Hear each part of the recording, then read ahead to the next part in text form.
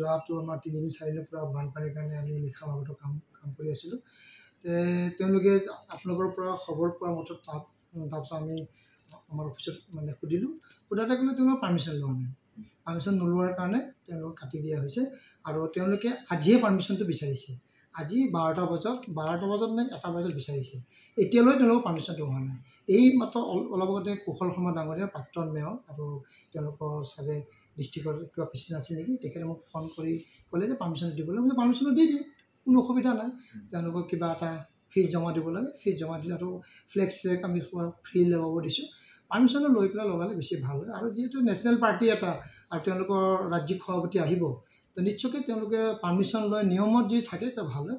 সেইকাৰণে আমাৰ GMCৰ যিখিনি আমাৰ মানে কৰ্মী থাকিলে সেইখিনিও খুলি দিছে। আমাৰ কোনো নাই, আমিতো গমেই নাপাওঁ তেওঁ কেতিয়া আহিব, কি আহিব, ক'ত আহিব। সেইকাৰণে এতিয়া মই কৈছোঁ তেওঁলোকে পাৰ্মিশ্যনটো লৈ লওক আৰু লগাই লওক। লাগিলে পাৰ্মিশ্যনটো আমি দেৰিকৈ দি আছোঁ, আপোনালোকে লগাই লওক। তেওঁলোকক লগাব দিছোঁ আৰু তেওঁলোকে লগোৱা মই ভিডিঅ' পাইছোঁ। ফ্লাইঅভাৰৰ গণেশগুৰি ফ্লাইঅভাৰৰ একদম ফুলদানি য'ত আমি সৌন্দৰ্য বৰ্ধন কৰিছোঁ তাতে হাইলাইট হৈ দিছে। সেইটো নহয় কিবা কাৰণত স্কুটি যাব, কিবা যদি পৰি যায়, অলপ ভালকৈ লগাই দিয়ে ভাল হয় আৰু উৰিও নাযাওঁ। কাৰোবাৰ ভৰিত পৰিলে তেওঁলোকৰে লিডাৰ ভৰি হাত লাগিব। সেইখিনি ভালকৈ থৈ দিয়ে নিশ্চয়কৈ ভাল হ'ব।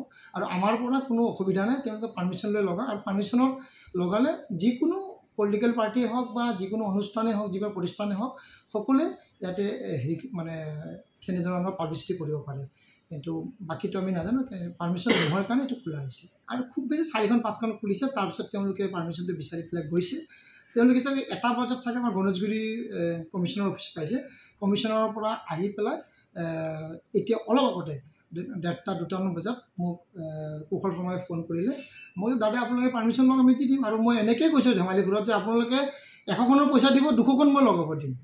সেইটো মই আপোনালোকে খালি নক'ব কাকো, আমি 200খনে লগাব দিম। যিহেতু পলিটিকেল পাৰ্টি এটা আমাৰ আছে, তেওঁলোকক আমাৰ সন্মান জনায় আৰু ৰাজ্যিক সভাপতি আহিব, আদৰণি জনাব বিচাৰে, কোনো অসুবিধা নাই। কিন্তু খালি পাৰ্মিশ্যনটো লৈ থওক, লাগিলে আপুনি 200খনে লগাওক, 100খনৰ জেগাত আমি কোনো ক'ব লগা নাই। তেওঁলোকে নীতি বহিৰ্ভূতৰ কাম কৰিছে আৰু সেইটো আমাৰ GMCৰ কৰ্মচাৰী বিষয়ে ধৰিছে। আৰু আমাৰ কোনো অৰ্ডাৰ নাই, আমি কোনো নাজানোৱেই। সাংবাদিক বন্ধুৱে আমাক জনালে যেনেকৈ হৈছে বহুতখিনি কিবা কিবি হৈছে। মই কৈছোঁ নাই তেনেকৈ তাৰপিছতে সোধাৰ পিছতে আমি গম পালোঁ তেওঁলোকে পাৰ্মিশ্যন লোৱা নাই।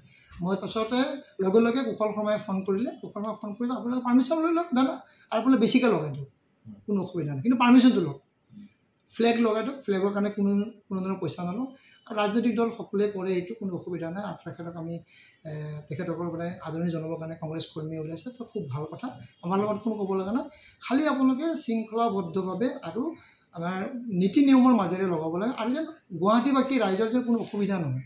কাৰণ আপোনালোকৰ যিটো মই ভিডিঅ' পাইছোঁ এতিয়া, সেইটো মানে ব্ৰিজৰ গণেশগুৰি ব্ৰিজৰ যিটো আমি ফুলৰ আমি টাব লগাইছোঁ তাতে হাইলাইট হৈছে। আৰু তেওঁলোকৰ কাৰোবাৰ যদি ভৰি লাগি যায়, তেওঁলোকৰ লিডাৰৰে ভৰি লাগিব, এইটো এটা অপমান হ'ব। সেইখিনি যেন ভাল কৰি দিয়ে, য'ত লগাই ভালকৈ লগাওক আৰু কোনো গুৱাহাটীবাসী ৰাইজৰ যেন অসুবিধা নহয়।